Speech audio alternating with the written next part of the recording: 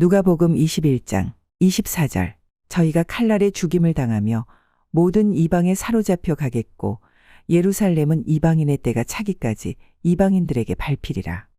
오늘 누가복음 21장 24절 말씀을 통해서 우리가 하나님의 말씀을 살펴볼 터인데, 제가 이제 금주부터 7번에 걸쳐서 주의 재림의 징조와 성취라는 제목으로 장차 예수 그리스도께서 재림하실 때, 또 그 전에 예수님이 말씀하신 예언의 말씀이 있는데, 그 예언의 말씀이 어떻게 성취되고 있으며 지금 어떻게 역사가 흘러가는지를 하나님 말씀을 통해서 살펴보고자 합니다.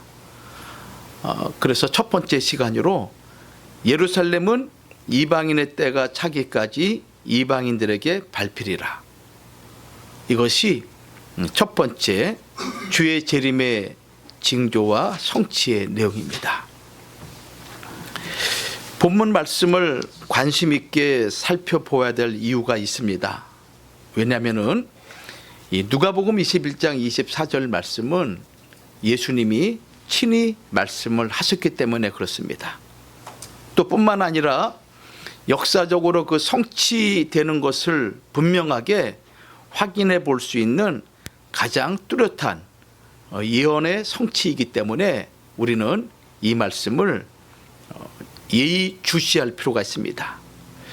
그리고 이 내용은 예수님께서 초림하신 이후로 2000년의 시간이 흘러가고 있지 않습니까? 그런 많은 시간이 흘러감에도 불구하고 예수 그리스도의 재림이 지체되는 것 같은 이 공백 기간에 대한 해답이 되기도 하기 때문에 그러한 것입니다. 예수님께서 사도 요한에게 천국의 비밀을 보여주십니다.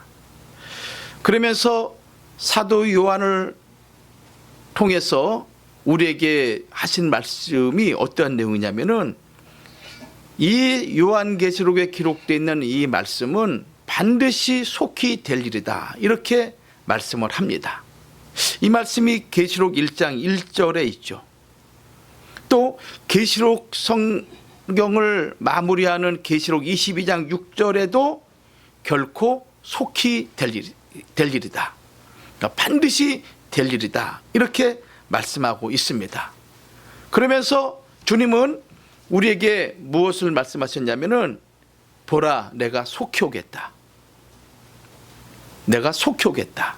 이 말씀이 계시록 3장 11절 말씀이나 또 요한계시록 22장 7절, 12절, 20절, 특별히 요한계시록 22장에 가서 3번이나 반복적으로 주님이 말씀하신 거예요. 내가 속히 오겠다. 속히 오겠다. 이렇게 거듭 말씀하시면서도 불구하고 아직까지 예수님의 재림이 이루어지지 않은 이유가 무엇인가? 그 해답이 오늘 본문의 말씀인 거예요. 오늘부터 제가 이 설교하는 이 내용을 여러분들 잘 메모를 하십시오. 그리고 수시로 한번 살펴보시기 바랍니다. 하나님의 구원의 역사는 인간의 세상의 역사를 통해서 하나님이 성취시켜 나가고 있는 것입니다. 별도로 하나님께서 다르게 어떻게 하는 것이 아니라 인간이 살아온 과거부터 지금까지, 그리고 앞으로 우리에게 주어진 역사 속의 시간 속에서 하나님이 구체적으로 성취시켜 나가기 때문에 여타의 수없이 많이 벌어지는 전쟁과 수많은 징조들을 우리는 우연히 넘겨가서는 결코 안 된다는 것입니다. 누가복음 21장 24절 말씀이 예수님의 재림이 이루어지지 않은 그 말씀에 대한 해답이라고 제가 말씀을 드렸습니다. 다시 한번 이 말씀을 제가 읽어보면은, 저희가 칼날에 죽임을 당하며 모든 이방에 사로잡혀 가겠고 예루살렘은 이방인의 때가 차기까지 이방인들에게 밟히리라, 이렇게 말씀을 하고 있습니다. 여기 이방인의 때가 차야 하기 때문이라고 말씀하고 있거든요. 이것은 이방인들이 회개하며 구원 얻는 수가 차야 된다라는 그런 의미인 것입니다. 이방인의 때가 차지 않은 것은 아직 이방인들이 회개치 않아 구원 얻는 자가 아직 차지 않았기 때문이라는 말씀이죠. 그러니까 주의 재림이 아직까지 임하지 않은 이유 중에 결정적인 이유가 무엇인가 하면은 이방인의 수가 차지 않았었고, 그리고 그 이방인들이 회개하고 주 앞에 오지 않았기 때문에 아직까지 지연되는 것 같다는 것입니다. 로마서 11장 25절 말씀을 통해서 사도 바울은 우리에게 귀한 비밀을 말씀하고 있는데, 뭐라고 말씀하고 있냐면은, 형제들아 너희가 스스로 지혜 있다함을 면키 위하여 이 비밀을 너희가 모르기를 내가 원치 아니하노니, 이 비밀은 이방인의 충만한 수가 들어오기까지 이스라엘의 덜어는 완악하게 된 것이라. 사도 바울이 누굽니까? 하나님께서 이방인의 사도로 뽑은 그런 아주 중요한 사도 아닙니까? 그가 외치기를 비밀이 있는데, 종말의 비밀이 있는데 그 비밀이 무엇인가 하면은 이방인의 충만한 수가 들어와야 된다.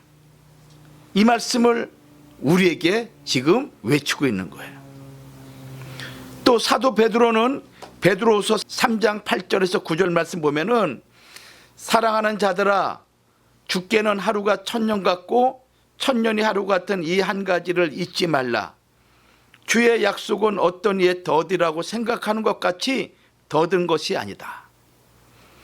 왜 지금까지 주님이 재림하지 않고 이 악한 세상이 이렇게 반복되느냐 얘기하는 자들이 있다는 거예요. 너무 더디지 않느냐, 믿는 자들이 너무 고통스럽다 라고 외치는 자들이 많이 있다는 거예요. 그런데 베드로는 이 말씀에 대해서 주의 약속이 결코 더디지 않는다. 그러면서 오직 너희를 대하여 오래 참으사 아무도 멸망치 않고 다 회개하기에 이르기를 원하시느니라. 회개하는 자가 들어와야 된다는 거예요. 만약 예수님이 세상에 오셨을 때 유대인들이 회개하고 주님을 영접하였더라면 이방인들에게 구원의 때가 주어지지 않았을 것이고, 사도들이 온 세상에 복음을 전한 이후로 만약에 그 이방인의 수가 다 채워졌다면은 오늘까지 주님이 재림을 지연할 이유가 없는 것이죠. 그렇지 않겠습니까? 그러니까 이방인의 수가 차지 않은 거예요. 하나님께서 구원 주기로 작정하신 그 수가 아직 채워지지 않았기 때문에 주님의 재림이 지연되고 있다는 거예요. 여기 지연되고 있다는 것은 하나님의 계획이 없다는 그런 의미가 아니에요. 하나님의 섭리와 경륜 가운데 하나님은 하나님이 정하신 때 반드시 이루어질 것입니다. 그런데 중요한 것은 하나님께서 택한 백성이 회개하고 돌아오기를 주님은 기다리고 있다는 거예요. 그러므로 예루살렘은 이방인의 때가 차기까지 이렇게 하신 말씀에서 주님의 재림이 미루어진 이유를 우리가 알 수가 있습니다. 자, 그럼 첫 번째 대조로 우리가 구체적으로 한번 살펴봐요. 예수님의 예루살렘 멸망 예언입니다. 예수님께서는 예루살렘 멸망에 대해서 말씀하신 것이 3번 있었습니다. 몇 번 있었다고요? 3번 있었어요. 예루살렘의 멸망과 관련된 그 내용이 언제 집중적으로 예수님이 말씀하셨냐면은 십자가 해 받으시는 그 주간에, 이제 십자가 고난 받으시고 구원의 완성을 이루시고 하나님 보좌 앞에 부활 승천하고 그런 계획 속에서 있는 가운데 이 고난 주간 한 주간에 이 말씀이 집중적으로 선포가 된 거예요. 메시아이시고 구원자로 오신 예수 그리스도를 믿지 않고 거부하고 더 나아가서 저주의 십자가에 예수님을 내어주죠. 그리고 이방인의 손에 의해서 죽음 당하게 하시고 그 결과 무서운 죄로 말미암아 예루살렘이 멸망당할 것을 예수님은 3번에 걸쳐 말씀을 하세요. 그 첫 번째 말씀이 어느 말씀이냐면은 누가복음 13장 34절과 35절이에요. 같이 읽습니다. 시작. 예루살렘아 예루살렘아 선지자들을 죽이고 내게 파송된 자들을 돌로 치는 자여, 암탉이 제 새끼를 날개 아래 모음같이 내가 너희의 자녀를 모려한 일이 몇 번이냐. 그러나 너희가 원치 아니하였도다. 보라, 너희 집이 황폐하여 버림바 되리라. 내가 너희에게 이르노니 너희가 주의 이름으로 오시는 이를 찬송하려다 할 때까지는 나를 보지 못하리라 하시니라. 이 말씀이 예루살렘에 대한 예수님의 예언의 첫 번째 말씀인 거예요. 예루살렘아 예루살렘아, 이 성을 얘기하고 있는 거 아니잖아요. 지명을 얘기하고 있는 것이 아닌 것입니다. 평화의 도성, 그리고 평화의 주를 기다리는 거룩한 주의 백성들, 그들을 주님이 향해서 말씀하고 있는 거예요. 너희가 선지자들을 죽인 것이 어찌 한두 명이느냐. 하나님이 파송된 자들을 돌로 친 적이 어찌 한두 번이냐. 암탉이 제 새끼를 날개 아래 몸같이 내가 너희 자녀를 모려 한 일이 몇 번이냐. 그러나 너희는 원치 아니하였도다. 보라, 너희 집이 황폐하여 버림바 되리니. 이 말씀하신 거예요. 구원자 메시아로 이 땅에 오신 예수님이 자기 동족, 자기 백성, 이 민족을 통해서 하나님의 구원의 역사를 이루기 위해서 그들을 회복시키려고 몇 번이나 온갖 욕과 오해와 그리고 질시와 수많은 그런 모략 가운데서도 예수님은 거룩하신 아버지의 뜻을 이루기 위해서 얼마나 많은 말씀과 그리고 그들을 향한 눈물의 기도를 올렸는가. 근데 너희가 원치 아니하였다. 이 말씀한 거예요. 예수님은 자신이 죽임을 당하게 될 평화의 도성 예루살렘에 대해서 안타까움과 애통의 심정을 표현한 것이죠.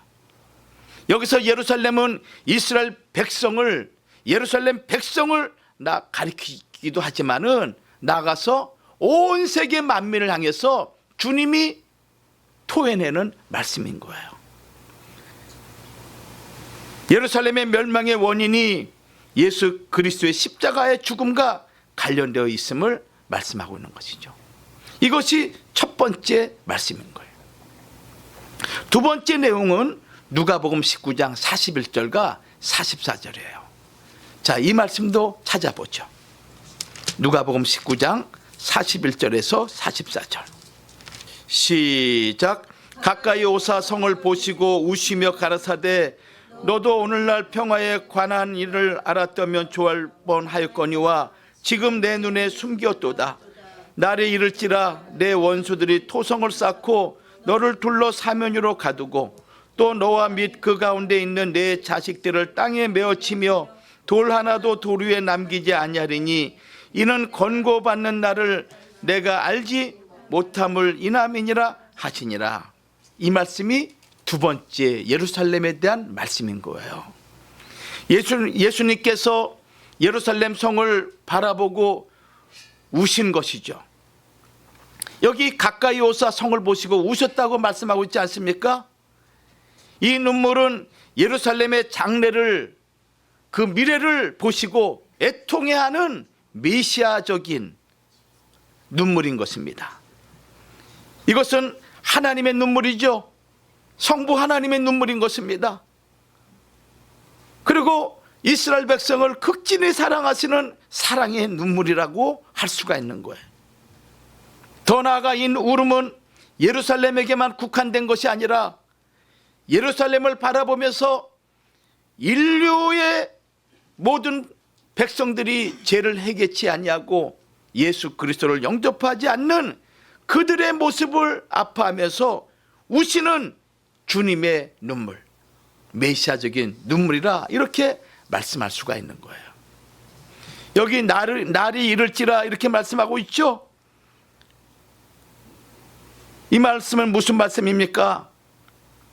43절 말씀 보면은 날이 이를지라 이 날이라는 것은 헤메라이라는 단어를 쓰고 있는데 종말의 때를 가리키고 있습니다.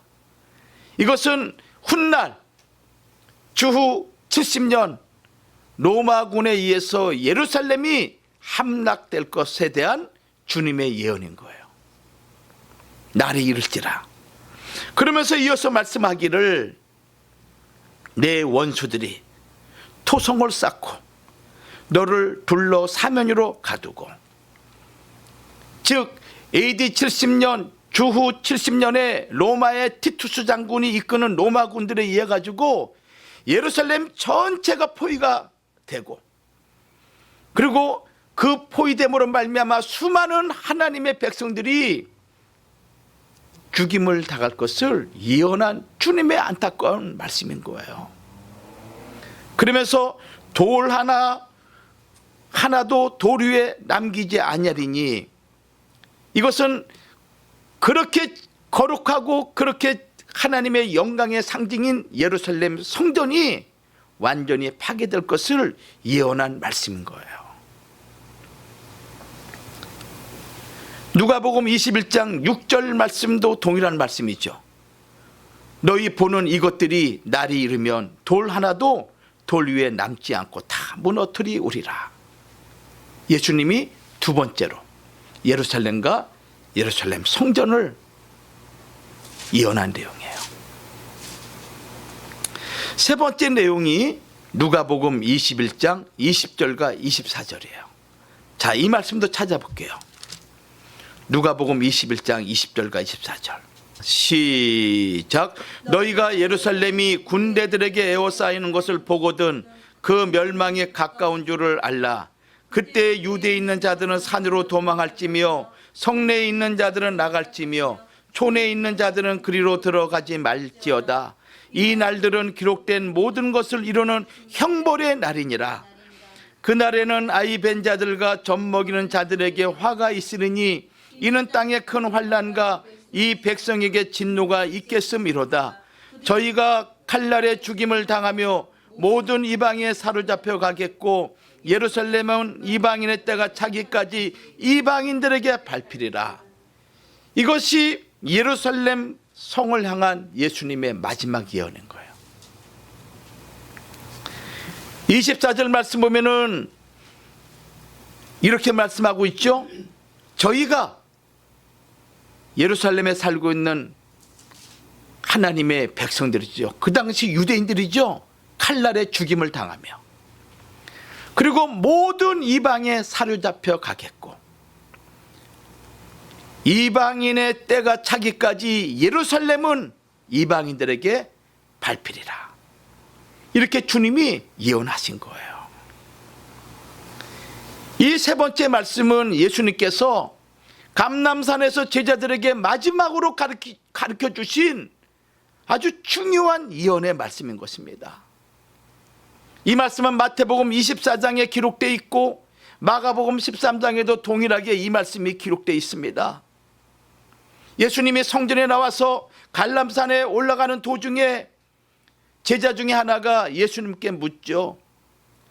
그 예루살렘 성전의 아름다움과 견고함과 튼튼함을 얘기할 때 예수님 말씀하신 거예요. 예루살렘에는 솔로몬 왕 때 솔로몬 성전이 지어지죠. 그러나 바벨론에 의해서 완전히 또 망해버리게 됩니다. 부서져 버리게 돼요.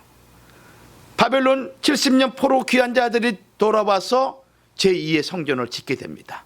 그것이 수르바벨 성전이에요. 그 이후에 헤롯 대왕이 예루살렘 성전을 2배 이상으로 증축하게 됩니다.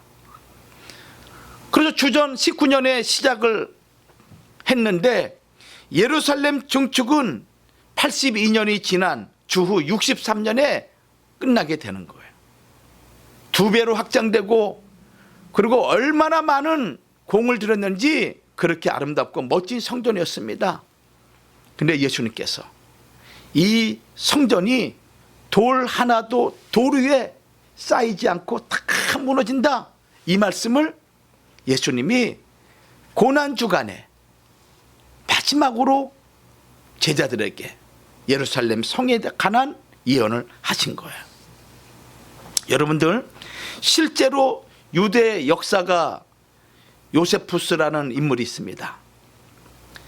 이 사람이 기록한 유대 전쟁사를 볼 것 같으면은 주후 70년 로마의 티투스 장군이 유대인 유월절 축제 기간에 예루살렘 주변을 토성으로 쌓게 됩니다.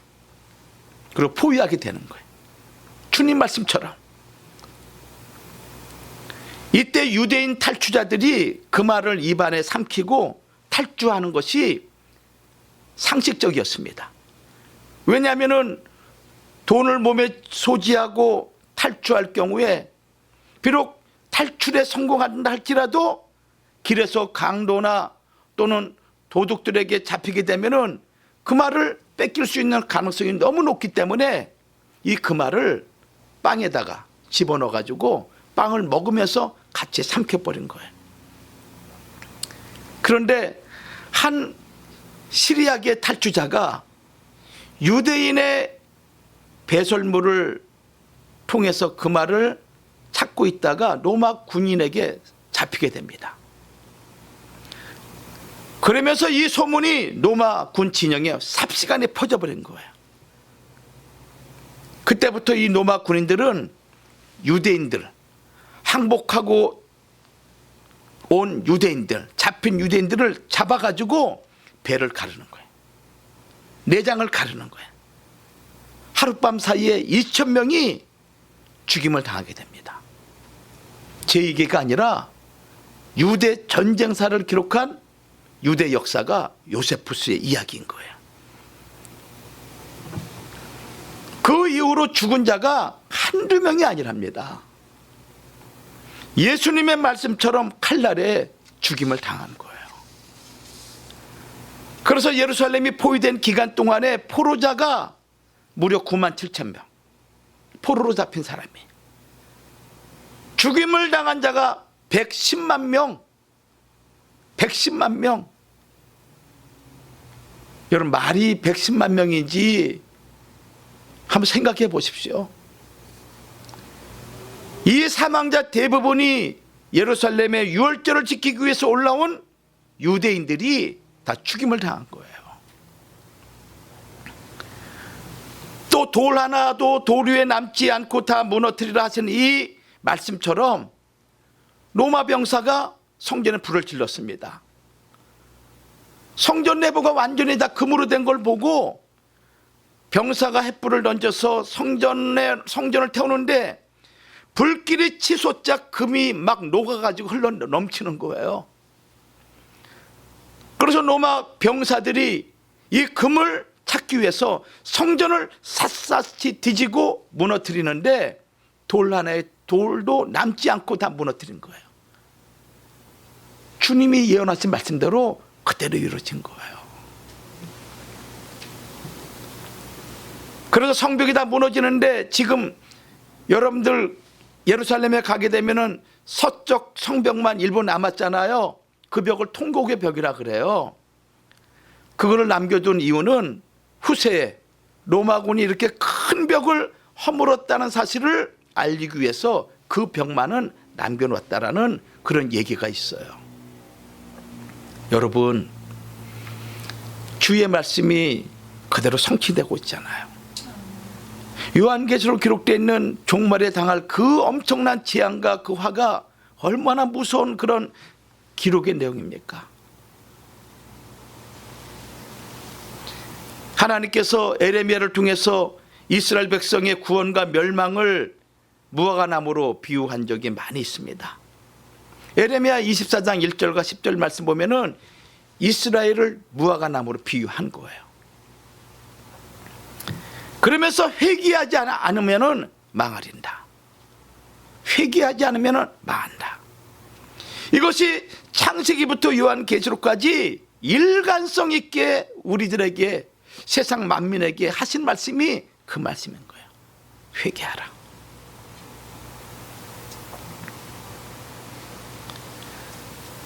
고난주간 성전을 성결케 하신 다음에 아침에 성전에서 이제 돌아오시는 길에 무화과나무를 보죠.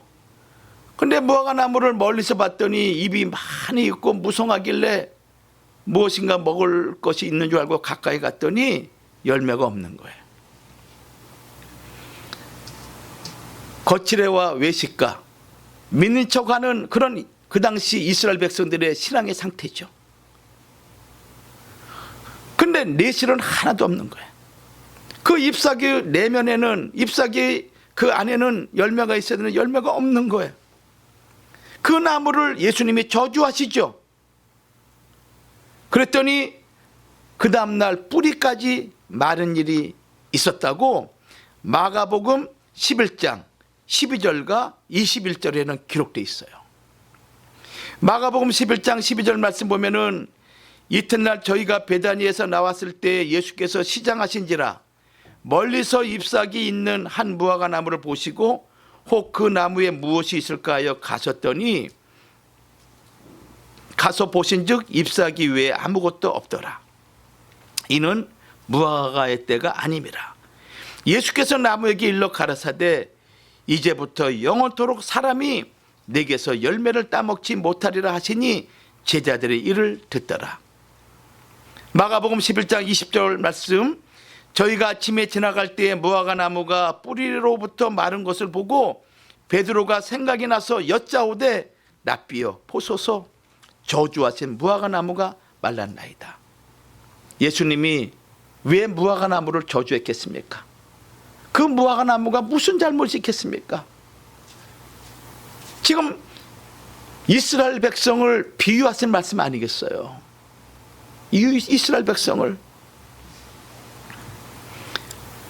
다시 말씀드린다면은 무화과 나무가 저주를 받아 뿌리까지 마른 이 사건은 하나님의 말씀을 순종하지 않고 예수 그리스도를 영접하지 않은 이스라엘 백성을 향한 멸망을 예표한 사건이 이 무화과 나무 저주 사건인 거예요.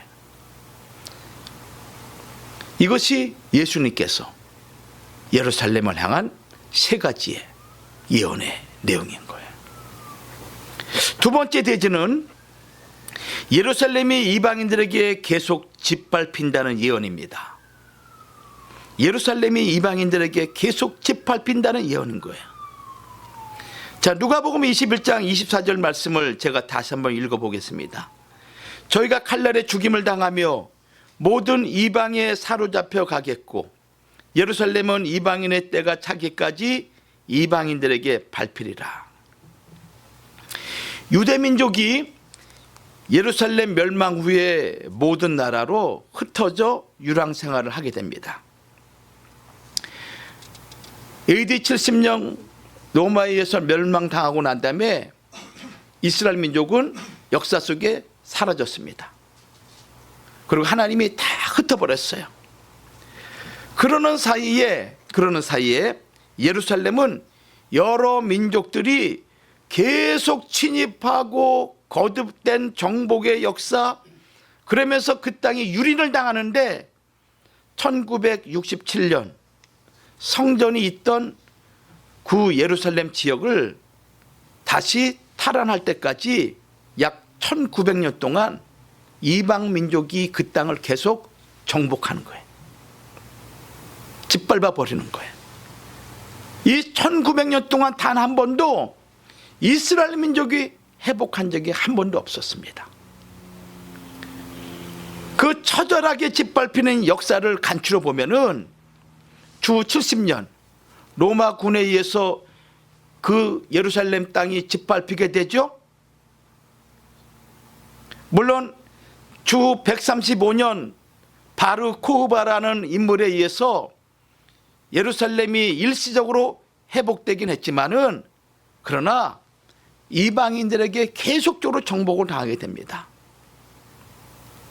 7제국, 로마 제국, 비잔틴 제국, 이슬람 제국, 십자군에 의해서, 그 다음에 맘루크라는 왕조, 오스만 투르크, 영국, 이렇게 7제국이 예루살렘 성을 짓밟아요.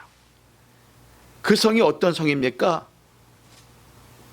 하나님께서 약속하신 거룩한 도성이요, 아브라함과 그다음에 다윗을 통해서 하나님이 약속하신 거룩한 성전이 세워진 그곳이고 하나님의 눈과 마음과 뜻과 귀가 영원히 머물러 있겠노라고 말씀하신 거룩한 성전이 있는 장소 아니겠습니까? 그곳이 이방인들의 더러운 발에 의해서 짓밟힘을 당한 거예요. 한 번도 이 1900년 동안 주후 70년 로마에 의해서 멸망된 이후로 유대인들이 그 땅을 회복하여 들어간 적이 없습니다. 철저하게 짓밟힌 것이죠. 예수님의 말씀이 너무너무나 무서운 말씀, 그 말씀대로 예언이 성취되고 있는 거예요. 자, 그렇다면 이방인의 때는 언제 끝나는가? 이 문제에 대해서 누가복음 21장은 두 가지 기준을 지시하고 있습니다. 하나는 이방인의 때가 재림의 날과 직접 연결되어 있다는 것입니다. 꼭 기억하세요. 이방인의 때가 주의 재림의 날과 직접적으로 연결되어 있다는 거예요. 누가복음 21장 27절 말씀이에요. 또 하나는 이방인의 때가 차기까지 예루살렘이 이방인들에게 밟힌다는 것입니다. 전자는 즉 이방인의 때가 재림의 날과 직접 연결되어 있다는 것은 인류 구원의 최종 완성과 관련된 것이고, 또 예루살렘이 이방인들에게 짓밟힌다는 것은 구원의 수단으로 이스라엘의 역할이 아직 남아있음을 우리에게 말씀하고 있는 거예요. 다시 말씀드립니다. 이방인의 때가 끝났다. 이것은 예수님께서 이 땅에 다시 오시는 재림의 날을 위한 전제가 되는 거예요. 그러니까 이방인의 때와 재림의 날은 불가분의 관계인 거예요. 그러면서 그것은 또한 예루살렘 회복이라는 가시적인 증거와 관련이 있는 거예요. 자, 그렇다면은 이방인의 때가 끝났음을 보여주는 증거로서 예루살렘 회복을 어떻게 이해하는가? 세 번째 대지예요. 무화과 나무의 비유는 주의 재림의 성취의 징조다. 이방인의 때가 끝났음을 우리는 어떻게 이해를 해야 되는가? 그 증거는 무엇인가? 그것을 주님이 비유로 우리에게 말씀하고 있는데, 그 비유가 무엇인가 하면은 무화과 나무의 비유인 거예요. 그래서 세 번째 대지가 뭐냐면은 무화과 나무의 비유는 주님의 재림 성취의 징조다. 무화과 나무의 비유는 주의 재림의 성취의 징조다라는 거예요. 자, 재림의 날이 이방인의 때가 완전히 끝났음을 알려주는 최종 증거라고 우리가 이해를 한다면은 예루살렘 회복은 이방인의 때가 끝나기 시작했음을 보여주는 거예요. 다시 말씀드릴게요. 재림의 날이 이방인의 때가 완전히 끝났음을 알려주는 최종 증거라면은 예루살렘이 회복된다는 것은 이방인의 때가 끝나기 시작했음을 보여주는 과정으로서의 증거라는 거예요. 1900년 동안 이스라엘 백성들이 예루살렘을 회복했습니까? 못했습니까? 못했죠. 근데 그 땅이 회복되기 시작했다는 거예요. 이것은 무엇인가 하면은 이방인의 때가 이제 차지고 있다는 것을 우리에게 암시하는 내용이라는 거예요. 그 결정적인 말씀이 예수님께서 하신 무화과 나무 비유다. 자, 누가복음 21장 28절과 30절 말씀 찾아볼게요. 이것은 너무나 우리하고 중요한 내용이기 때문에 여러분들 꼭 읽으셔야 돼요. 같이 시작. 이런 일이 되기를 시작하거든 일어나 머리를 들라 너희 구속이 가까웠느니라 하시더라. 이에 비유로 이르시되 무화과 나무와 모든 나무를 보라. 싹이 나면 너희가 보고 여름이 가까운 줄을 자연히 아나니. 이렇게 말씀하고 있죠. 또 마태복음 24장 30절과 34절도 동일한 말씀이에요. 동일한 말씀이에요. 주의 재림과 그리고 무화과나무의 비유, 이 내용이 같이 연결되어 있어요. 그래서 무화과나무 비유를 통해서 주의 재림이 임박했음을 너희가 깨달아라, 이렇게 말씀하고 있는 거예요. 자, 우리 마태복음 24장 30절 말씀도 봐요. 시작. 그때 인자의 징조가 하늘에서 보이겠고 그때 땅의 모든 족속들이 통곡하며 그들이 인자가 구름을 타고 능력과 큰 영광으로 오는 것을 보리라.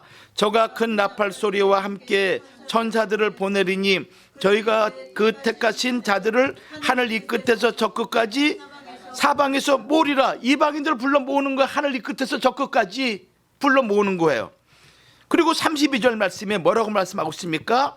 무화과나무의 비유를 배우라. 그 가지가 연하여지고 잎사귀를 내면 여름이 가까운 줄을 아나니 이와 같이 너희도 이 모든 일을 보거든 인자가 가까이 알라.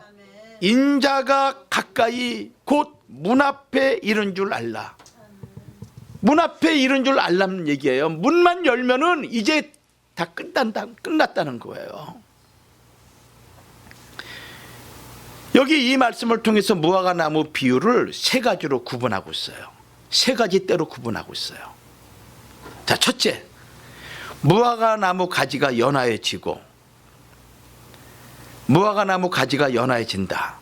이것은 이스라엘 건국의 기초가 되는 아주 중요한 사건을 우리에게 가르쳐주고 있어요.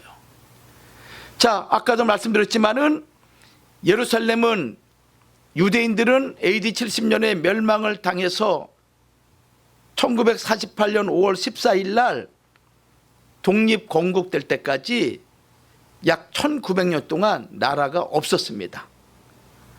그 사이에 예루살렘은 이방인들에 의해서 수많은 제국들이 짓밟고 더럽혀진 땅이 되고 말았어요. 그런데 주님이 다시 무화과나무가 자라날 것을 예언한 것이죠. 그 첫 번째가 뭐냐? 무화과나무 가지가 연하여지고. 자, 이 사실은 제1차 세계대전 중에 1917년 11월 2일 날 영국 외무부 장관이죠. 그 외상이에요. 외상. 발포라는 인물이 있었습니다. 발포. 이 사람이 그 당시 영국의 1차 세계대전 그 전쟁에 참가한 국가로서 상당히 어려운 가운데 있었습니다. 그때 유대인의 엄청난 부자인 로스차일드라는 사람에게 재정적인 도움을 받게 돼요. 그래서 연합군이 승리하도록 하는 결정적인 그런 도움을 받게 되는 것이 1917년 11월 달에 있게 됩니다.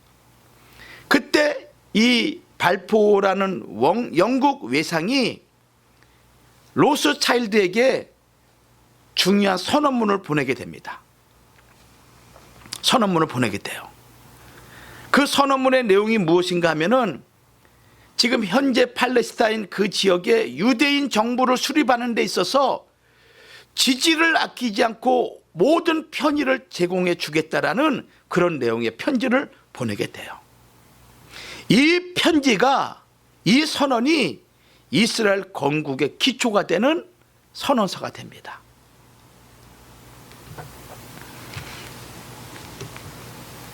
그리고 이 발포 선언이 있은 직후에 1917년이에요. 12월 10일 날 영국의 장군 알렌비 장군이 예루살렘 성을 탈환하게 됩니다. 그런데 이 탈환한 과정에서 3일 동안 이 장군이 금식 기도를 해요. 뭐라고 기도하시냐면은 주님, 저 성스러운 예루살렘 땅을 피를 흘리지 않고 회복하게 하여 주옵소서. 이렇게 3일 동안 기도를 하게 됩니다. 이때 영국으로부터 한 전문이 이 알렌비 장군에게 와요. 근데 그 전문의 내용이 무엇인가 하면은 이사야 31장 5절 말씀이네요. 이사야 31장 5절.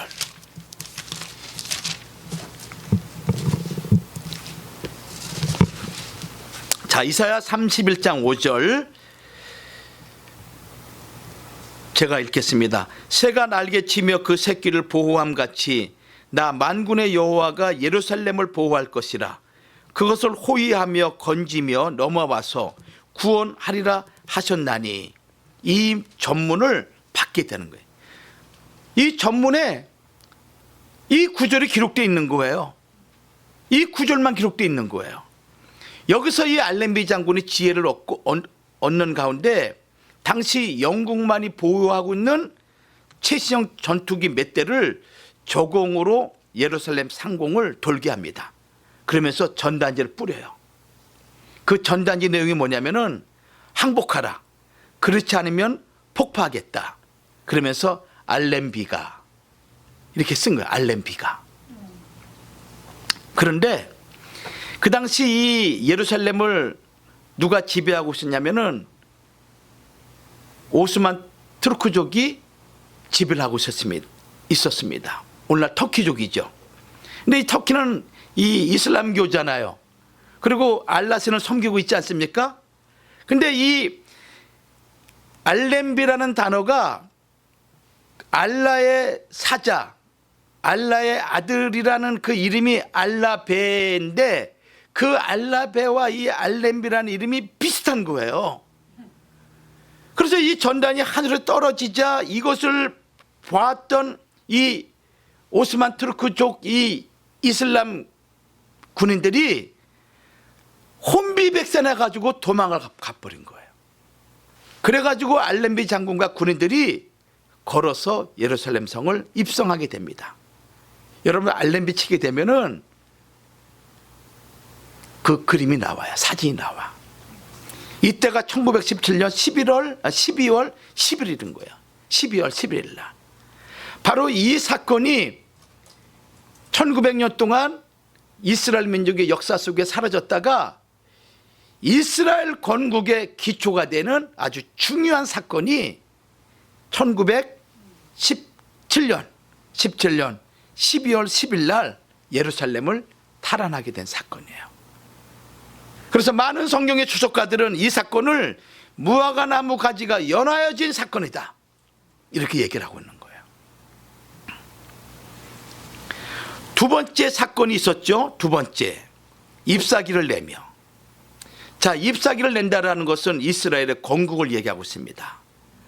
시편 47편 3절과 4절 말씀 보면은 여호와께서 만민을 우리에게 열방을 우리 발 아래 복종케 하시며 우리를 위하여 기업을 택하시나니 곧 사랑하신 야곱의 영화로다 이렇게 말씀하고 있습니다. 또 47편 8절과 9절에는 하나님이 열방을 치리하시며 하나님이 그 거룩한 보좌에 앉으셨도다. 열방의 방백들이 모임이요 아브라함의 하나님의 백성이 되도다. 세상 모든 방패는 여호와의 것임이요 저는 지존하시도다 이렇게 말씀하고 있죠. 자, 1947년 11월 19일 날 이제 열국에 있는 대표들이 유엔 총회에 모이게 됩니다. 그러면서 무슨 일을 결정하냐면은 팔레스타인의 이스라엘 분할 독립을 하도록 결정을 하게 돼요. 그때가 언제냐면은 1947년 11월 29일 날. 그리고 예루살렘을 동서로 나누어 가지고 이스라엘은 성전이 없는 서 예루살렘을 차지하는 그런 결정적인 사건이 발생이 돼요. 이게 유엔 총회에서 결정이 됩니다. 그리고 1년 이후에 1948년이겠죠? 5월 14일 날 이스라엘 초대 수상인 벤 구리온이 독립선언서를 낭독함으로 말미암아 주 70년에 예루살렘이 멸망을 당한 이후 1900년 정확히 1878년 만에 이스라엘 국가가 팔레스타인 땅에 세워지게 된 거예요. 자, 정리해 볼게요. 1917년 영국 외상 발포 선언을 통해서 이스라엘 건국이 약속이 되죠. 그리고 그 사건은 무화과 나무 가지가 연하여진 사건이라고 말씀드렸어요. 그리고 30년이 지나고 난 1947년 이 30년은 일반적으로 아이가 태어나서 성인이 되는 그 나이를 30년으로 봐요. 1917년 건국이 약속이 되고 30년이 흐른 1947년에 독립이 결정되죠. 무화과나무 잎사귀를 내게 된 거예요. 그리고 그 이후에 1967년 6.1 전쟁이 있었습니다. 1967년 6.1 전쟁. 이때 그동안 예루살렘 성전터가 있는 동예루살렘을 탈환하지 못했거든요. 근데 성전터를 탈환하게 된 거예요. 그리고 이스라엘은 1970년에 예루살렘에 성전연구소를 설립을 하고 제3성전을 짓기 위해서 준비를 하고 있는 거예요. 1917년 이스라엘을 상징하는 무화과나무 가지가 연화해지고 또 30년 만인 1947년에 독립을 하게 되고 그리고 50년 만인 1967년 예루살렘 성전터가 회복이 된 거예요. 그것이 역사 속에서 주님께서 예언하신 그대로 하나씩 이루어진 거예요. 자, 세 번째는 뭡니까? 여름이 가까운 줄 알라 그랬죠. 무화과나무와 관련해서 무화과나무 가지가 연화해지고 그리고 잎이 잎사귀를 내고 세 번째는 그러면 여름이 가까운 줄 알라 이렇게 말씀하셨어요. 자, 이 여름은 뭐냐면은 이스라엘의 추수기를 얘기하고 있습니다. 추수기. 영적 추수를 얘기하고 있는 것이죠. 이제 구원받을 때가 가까웠다는 거예요. 잠언 10장 5절 말씀 보면은 이런 말씀이 있어요. 여름에 거두는 자는 지혜로운 아들이나 추수 때에 자는 자는 부끄러움을 끼치는 아들이니라. 여기 여름이라는 것은 히브리어로 카이츠라는 단어를 쓰고 있는데 추수기를 얘기하고 있어요. 추수기. 밀과 보리를 거두어 드리는 여름철. 이때 열심히 거두어 드린 자가 슬기로운 자이지만은 그 당시 잠을 자는 집안의 망실거리다. 이 말씀인 거예요. 그래서 이스라엘의 추수기는 언제입니까? 여름인 거예요. 에레미야 8장 20절에도 추수할 때가 지나고 여름이 다하였으나 우리는 구원을 얻지 못한다 하는도다. 이렇게 말씀하고 있습니다. 그래서 여름이 추수기라는 것을 계속 강조하고 있어요. 아모스 8장 21절도 마찬가지예요. 주 여호와께서 또 내게 여름 실과 한 강주를 보이시며 여름 실과 한 강주리. 그래서 실과를 거둘 때가 언제냐? 여름이라는 거예요. 즉 여름은 재림의 날을 얘기하고 있어요. 재림의 날. 그래서 주님은 이 무화과나무 사건, 즉 이스라엘 민족이 역사적으로 어떻게 성취되는 그런 과정을 통해서 주의 재림을 우리에게 이 무화과나무 비유를 통해서 말씀하고 있음을 우리에게 가르쳐주고 있어요. 성도 여러분, 하나님의 구속사는 인간의 역사와 동떨어져서 이루어지는 게 결코 아닙니다. 인간 역사 속에서 하나님의 구원의 역사를 전개시켜 나가는 거예요. 그 가운데 이스라엘 민족은 우리에게 너무너무 중요한 표징이 되는 거예요. 주님이 그렇게 말씀하셨기 때문에. 자, 결론을 맺습니다. 그러면 이방인들에게 밟힌 이 예루살렘이 언제 완전히 끝나는가? 자, 서두에 제가 말씀드렸어요. 로마서 11장 25절 말씀이라고 말씀을 드렸습니다. 그것은 무엇인가 하면은 이 비밀은 이방인의 충만한 수가 들어오기까지 이스라엘의 덫은 완악하게 될 것이다. 이렇게 말씀하고 있어요. 지금 이방인의 수를 하나님이 채우는 시기인 거예요. 아셨죠? 우리는 언제인지 알 수가 없어요. 그러나 그 수가 딱 차게 되면은 그때는 뭡니까? 주의 재림이 곧 있다라는 것을 우리에게 가르쳐주고 있는 거예요. 여러분, 이 사실을 우리가 살펴보면서 제가 이 주님의 재림의 징조와 성취를 계속적으로 제가 여러분들에게 말씀을 드리면서 우리가 이 시대를 보는 눈, 이 시대를 보는 우리의 안목, 영적인 여러분들의 그런 안목을 같이 나눌 수 있도록 그렇게 할 예정입니다. 그래서 마태복음 25장 14절 말씀처럼 천국 복음이 모든 민족에게 증거되기 위해서 온 세상에 전파돼야 된다. 그래서 우리가 선교를 쉬지 말아야 되고 선교를 위해서 기도해야 되고 우리 주변에 있는 모든 자들에게 복음을 전하는 것이 그 사람이 이방인의 수 안에 들어가 있는 인물인지 우리는 모르기 때문에 복음을 때를 얻든지 못 얻든지 복음을 전해야 되는 것입니다. 그러므로 주의 재림을 사모하면서 늘 깨어서 복음 전하는 일에 열심을 다하는 우리 믿음의 성도들 되기를 주의 이름으로 축원합니다. 기도하겠습니다. 고마우신 하나님 아버지, 은혜를 감사합니다.